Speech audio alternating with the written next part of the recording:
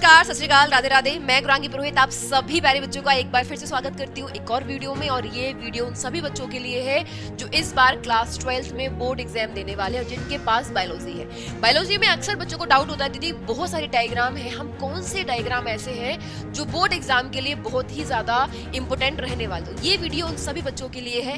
Exam से पहले ये वीडियो जरूर देख के जाना, डेफिनेटली आपको बहुत हेल्प मिलने वाली है आपके एग्जाम के लिए। तो स्टार्ट कर लेते हैं। सबसे पहला डायग्राम जो आपके एग्जाम में बहुत पूछा गया है उसको आप कहते हो बीजांड की संरचना। तो ये आपको बनाना पड़ेगा, ये संरचना आपको बनानी पड़ेगी। ठीक है, पहला डायग्राम आपके सामने।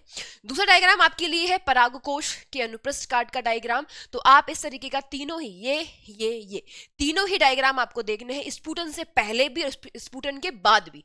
दोनों ही डायग्राम आपसे पूछे जाते हैं परागकोश के लिए। दूसरा मोस्ट इंपोर्टेंट डायग्राम रहने वाला है आपका परागकोश का। तीसरा रहेगा आपके लिए, इसको आप कहते हैं शुक्राणु। शुक्राणु की संरचना या फिर अंडकोश, अंडकोश का भी यहाँ बनी हुई है। तो आप यहाँ पर देख लो शुक्राणु की संरचना और साथ में अंडकोश का, यानी इसको आप अंडाणु कहते हो। ये डायग्राम बहुत आता है और ये वाला है आपका, ये वाला। ठीक है जी, ये है आपका किसका, ये है आपकी अंडकोशिका का। तो अंडकोशिका का हम अलग से देखेंगे, ये है आपका अंडकोशिका, ये है आपका। ठीक है, आपको एग का डायग्राम भी देखना है जिसको आप कहते हो अंडाणु। आप यहाँ पर केवल एक नाम ही लिख सकते हो जो है आपकी शुक्राणु की संरचना। बहुत इंपॉर्टेंट है, एग्जाम में कई बार पूछी गई है और हो सकता है इस बार भी आपको एग्जाम में देखने के लिए मिले। ठीक है भाई, ये हो गया। इसके बाद है आपका मादा जनन तंत्र, मोस्ट इंपोर्टेंट, लॉन्ग क्वेश्चन में आता है ये डायग्राम, तो इसको भी बनाना जरूर सीख लेना। इसके बाद आता है आपके लिए, इसको आप बोलते हो, अगला है आपका जिसको आप बोलते हो नर जनन तंत्र, ये वाला डायग्राम। ये भी बहुत इंपॉर्टेंट है, हर बार मादा या नर में से कोई ना कोई डायग्राम आपके एग्जाम में आपको देखने के लिए मिल ही जाएगा। इसके अलावा डीएनए की संरचना, डीएनए रेप्लिकेशन है ना, डीएनए की रेप्लिकेशन की संरचना भी आती है और डीएनए की संरचना भी आपके एग्जाम में पूछी गई है। तो ये है आपके डीएनए का डायग्राम। इसके बाद आपका आता है एचआईवी, एचआईवी वायरस की संरचना। ये वाला डायग्राम भी आपसे टिप्पणी में क्वेश्चन आया था और ये वाला डायग्राम बनाने के लिए आपसे बोला गया था। इंपॉर्टेंट है बहुत ज्यादा।